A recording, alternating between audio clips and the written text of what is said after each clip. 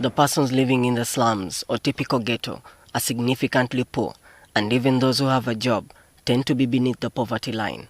As a consequence, crime rates here are high and gangs are rampant, with narcotics in surplus and jobs in short supply.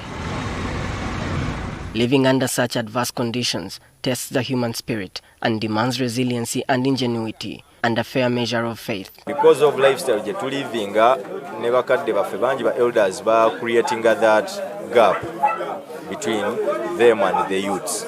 Tubaddeko akaseera nga we are only defining nga oyogera ku bavubuka b'e Kawempe buli omu alowooza ku gang na violence.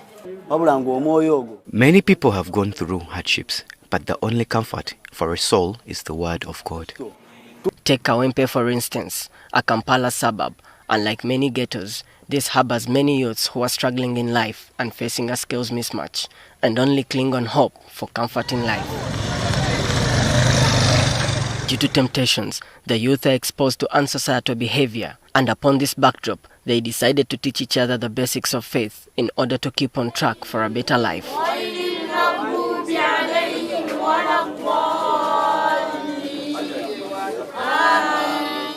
The whole idea is embedded in what they refer to as Tough Empire Dawa Project. I can say Tough Empire Dawa Project is a product of values as a society. Era ezimu ku ttaka oba emirimu egyebadde gye yatandikirako okukola egyasooka recognizing abantu bangi nnyo nga Tough Empire Dawa Project buli lwakuta ne tuweereza hadithi n'obubaka okujjukiza abantu. These people value the faith in their religion.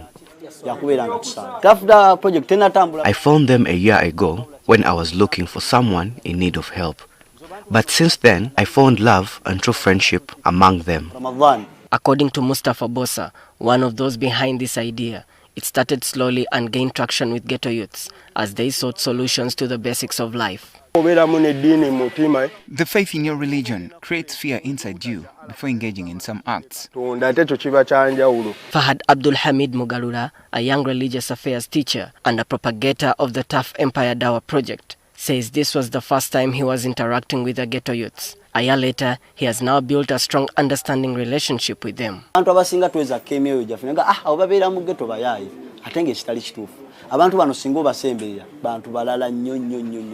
Zenali mpitawo buyisi kwe kubasanga nimba ngati twagala zakatul fiti.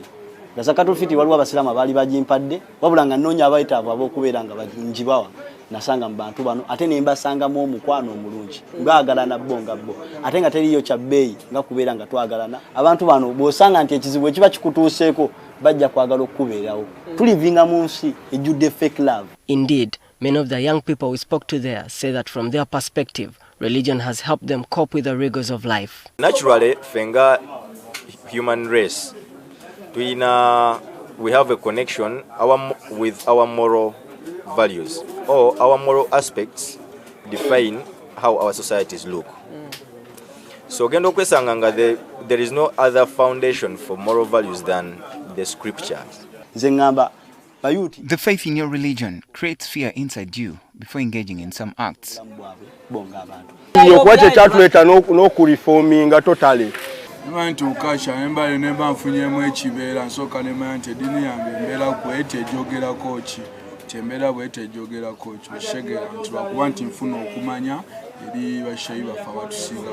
The DAW project has also tapped into the digital world to enable the youth appreciate life beyond the borders of Gaza Kawempe.